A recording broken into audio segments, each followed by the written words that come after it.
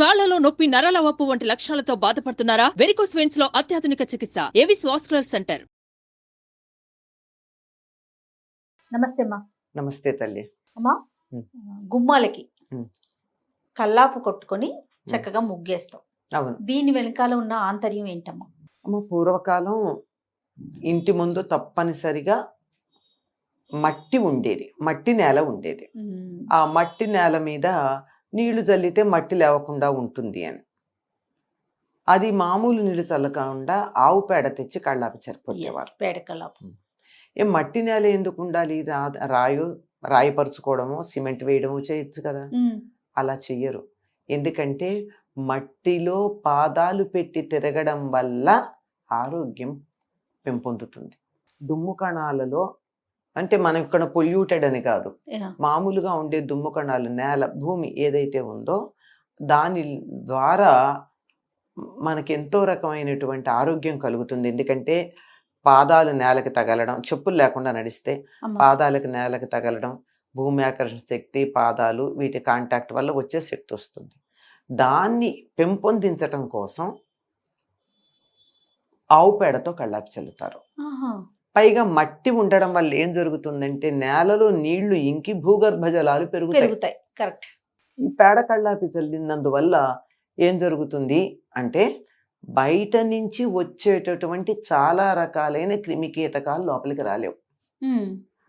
ఆవు పేడకి ఉన్నటువంటి శక్తి వల్ల తేళ్లు, జర్రులు లాంటివి లోపలికి రావు. ఓకే. వాటిని అది నిరోధించగలదు. దాని నుంచి వచ్చేటటువంటి గాలికో వాసనకో ఏమో కానీ అవి యాంటీసెప్టిక్గా మనం వాడచ్చు ఆవు పేడను. అందుకే భోజనాలు చేసే చోట, దేవుళ్ళకి పూజ మందిరం పెట్టేటటువంటి చోట ఆవు పేడ తాలికి ముగ్గేయండి అని చెప్తూ ఉంటారు. అంటే అక్కడ ఏ నెగిటివిటీ ఉన్నా, అంటే మనం మామూలు మాటల్లో చెప్పుకోవాలంటే, కంటికి కనపడే విషయాలు చెప్పుకోవాలంటే బ్యాక్టీరియా లాంటివి అలాంటివి పోతాయని అంటారు. ఇంకా గట్టిగా నెగటివ్ వైబ్రేషన్స్ ఉన్నా పోతాయి ఆవు పేడ ఉన్నటువంటి చోట. ఓహో. అది కూడా ప్లెజెంట్ గా ఉంటుందమ్మా. తర్వాత ఇంకోటి ఏమిటంటే క్రిమికీటకాదులు రాకుండా ఆవు పేడ ఆపగలదు, అడ్డుకట్ట వేయగలదు. దానివల్ల ఇంటి ముందు ఆవు పేడతో కళ్ళాపి చల్లేవారు. అయిన తర్వాత ఇంకా ఏదన్నా ఒక చీమ లాంటిదో ఏదో ఒక చిన్న తప్పించుకుని లోపలికి వచ్చింది అనుకుందాం, దాని నుంచి అప్పుడు ముగ్గు అడ్డుకుంటుంది. గుల్ల ముగ్గులో పిండి కలిపి వేస్తారమ్మా. పూర్వం అలా వేసేవాళ్ళు. ఆ గుల్ల ముగ్గులో ఉన్నటువంటి ఘాటుకి ఈ చీమలు లాంటివి, దోమలు లాంటివి, నొసమలు అంటారు, చిన్న చిన్న, అలాంటివి రాకుండా గుల్ల ముగ్గు వల్ల పోతాయి. ఇప్పుడు మనం ఈ మధ్య కాలంలో లేదు కానీ కొద్ది కాలం క్రితం వరకు ఎక్కడన్నా చెత్త ఉంటే మున్సిపాలిటీ వాళ్ళు వచ్చి గుల్ల ముగ్గు జరుగుతూ ఉండేవాళ్ళు. అంత అసహ్యంగా కాకుండా దాన్ని కూడా ఒక కళాత్మకంగా తీర్చిదిద్దు గుమ్మంలో ముగ్గులేస్తాం. అందువల్ల లోపలికి వచ్చేటటువంటి ఎటువంటి బయట నుంచి వచ్చే నెగిటివ్ వైబ్రేషన్స్ కానీ లేకపోయినట్టయితే ఈ క్రిమికీటకాదులు కానీ రాకుండా ఆపగలిగినటువంటి లక్షణం ఉంటుంది. అందుకే గుమ్మం ముందు ఇలా అడ్డుకట్టగా 2 గీతలు గీస్తాం, లేకపోతే 4 గీతలు గీస్తాం. ఇలా తప్పించుకుని వచ్చిన గుమ్మం ఎంత ఉందో అంత మేర అయి ఉంటే అక్కడ ఆగిపోతాయి చీమలు అవిను. ఇందుకు ఆవు పేడ చల్లటం, ముగ్గేయటం ఉంది. ఇంకొక విశేషం ఏమిటంటే నేల మీద ఆవు పేడ చల్లి అలా ఉన్నటువంటి ప్రదేశంలో గనక చెప్పులు లేకుండా నడిచినట్టయితే విటమిన్ B12 పాదాల ద్వారా లోపలికి వెడుతుంది అని ఒకళ్ళు చెప్పారు. అది ఎంతవరకు వాస్తవమో అన్నది పరిశోధన చేసి చెప్పాల్సిన విషయం. ఎందుకంటే చెప్పిన మాటని మనం గుడ్డిగా నమ్మలేం కదా. ఇది పరిశోధనతో నిర్ధారణ చేయవలసినటువంటి అంశం. పూర్వకాలం బ్రాహ్మణుల ఇళ్లల్లో తినే ఆహారాన్ని బట్టి వాళ్ళకి అనేక రకాలైనటువంటి విటమిన్లు దొరికే అవకాశం లేదు. అన్ని రకాల ఆహారాలు తినరు కదా, పరిమితంగా తింటారు కదా. మరి అటువంటి వాళ్ళకి విటమిన్ B12 లాంటివి ఎలా అందాయి అనంటే ఆవు పేడ చల్లినటువంటి నేల మీద చెప్పులు లేనటువంటి పాదాలతో నడవడం వల్ల అని వాళ్ళు నిర్ధారించి చెప్పారు. ఏవో ఒక బేసిక్గా కొన్ని పరిశోధనలు చేశారు. దాన్ని ఇంకా కొంచెం చేసి నిర్ధారించాల్సిన అవసరం ఉంది. ఎంత సైన్స్ ఉంది దీని వెనకాలమ్మా. మనం ఏదో సాధారణంగా తీసుకుంటాము, సాధారణ ఇది ఇంకా నిర్ధారణ చేయాల్సిన చేయాల్సిన విషయం. విషయం అనుకోండి, కానీ అను. నిజంగా నిర్ధారణ అయితే అసలు అంతకన్నా గొప్ప విషయం ఇంకోటి ఉంటుందా? అందుకే కదా ఏదన్నా ఉన్నట్టయితే ఆవు పంచితం చల్లండి, ఆవు అవును. పేడ నీళ్లు చల్లండి అంటూ ఉంటారు.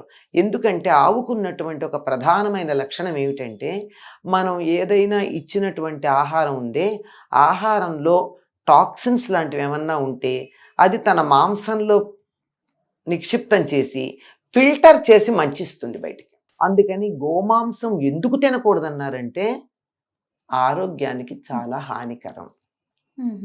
దీని మీద పరిశోధనలు కూడా చేశారు. ఓకే. ఆవుకి కొన్ని విష పదార్థాలు పెట్టారు. అంటే పూర్తి విషం అయితే చచ్చిపోదు, విష పదార్థాలు అమ్మ. విష పదార్థాలు పెట్టి చూస్తే ఆ విష పదార్థాలు మామూలుగా అయితే ఇంకో జంతువులకైతే వాటి పాలల్లోనూ వాటిల్లోనూ ఆఖరికి మిగిలినటువంటి ఎక్స్క్రీటరీ ఆర్గాన్స్ వాటిల్లోనూ వస్తాయి. ఆవు దగ్గర రాలేదట. అది ఫిల్టర్ చేసింది. ఎక్కడ సేవ్ అయింది అంటే ఆ తర్వాత ఆవుని వాళ్ళు పరిశోధన చేసి, ఎలా పరిశోధన చేస్తారో మనకి తెలియదు, దాంట్లో ఉన్నటువంటి అవి టాక్సిక్ ఏదైతే మనం ఇచ్చామో అవన్నీ దాని మాంసంలో సేవ్ అయి ఉన్నాయి. అందుకని గోమాంసం నిషిద్ధం అని చెప్పడానికి కలిగినటువంటి ప్రధాన కారణం అది. మరి ఆ విధంగా ఎటువంటి చెడుని కూడా రానియకుండా ఆపేటటువంటిది శక్తి గోమయానికి ఉంది. అందువల్ల పైగా గుమ్మం చుమ్ముతారు. చిమ్మితే ఏమవుతుంది, ఆవు పేడంతా ఒక చోటికి, పైన ఉన్నదంతా పైకి చేరుతుంది. దీన్ని తీసుకెళ్ళి అక్కడ మొక్కలకు పోస్తారు. దానికి బలం వచ్చింది. చాలా రకాల ఉపయోగాలు, చాలా ఉపయోగాలు ఉన్నాయి. మన పూర్వులు ఏది చెప్పినా అవన్నీ మల్టీపర్పస్ ప్రాజెక్ట్స్, అంతే, బహుళార్థ సాధక ప్రణాళికలు అంటూ ఉంటాను నేను. కానీ ఇప్పుడు అసలు అలాంటి అవకాశాలే కనిపించట్లేదు కదమ్మా. కనపట్టలేదమ్మా. మనకి ఏమన్నా అంటే మేము పూర్వకాలం లాగా ఇంటి ముందు పెరడ్లో మట్టి లేదు, అందువల్ల మేము సిమెంట్ మీద పేడ నీళ్లు చల్లినట్టయితే బాగుండదు, అసహ్యంగా ఉంటుంది అనేసి, అది పైగా మార్బుల్, ఇంటి ముందు కూడా మార్బుల్ చేయించేసుకుంటున్నాము, దానివల్ల బాగుండదు అంటున్నారు. కానీ ఏమో ఈ మధ్య కాలంలో నేను చాలా అధునాతనంగా ఉన్నటువంటి భవనాల ముందు, అలాగే అధునాతనంగా ఉన్నటువంటి షాపింగ్ కాంప్లెక్స్ల ముందు కూడా ఒక చదరం మేర పేడ చల్లి ముగ్గేసినవి కనపడ్డాయి. అంటే ఒక చదరంగా పెట్టుకుని స్క్వేర్ గా వాళ్ళ వరకే, అంటే వాళ్ళ వరకే, పక్కిళ్ళకి వెళ్ళకూడదు కదా, పక్క వాళ్ళకి ఇష్టం ఉండకపోవచ్చు. అంటే వాళ్ళు ప్రత్యేకంగా ఇలాంటి విషయాలను మనసులో పెట్టుకుని చేసినట్టున్నారు. ఇది ఎక్కువ కదమ్మా, చాలా అపురూపంగా అక్కడక్కడ కనపడ్డాయి భాగ్యనగరంలో. అయ్యో ఆనందం గనక నాకు గుర్తుంది. అజయ్ ఎంత ఇంకా ఈ పద్ధతి పాటించే వాళ్ళు ఉన్నారు, ఇంత పాలరాతి మేడల్లో ఉన్న ఆవు పేడని మర్చిపోలేదు అని. సో మీకు చాలా సంతోషం అనిపించుంటుందమ్మా. ఎందుకంటే ఒక మంచి పద్ధతి కనపడేటప్పటికీ ఎంత సహజంగా ఆరోగ్యాన్ని తెచ్చే పద్ధతి కదా ఇది. అందువల్ల ఇలాంటివి వీలైనటువంటి వాళ్ళందరూ చేసుకోగలిగితే సంతోషమేనమ్మా.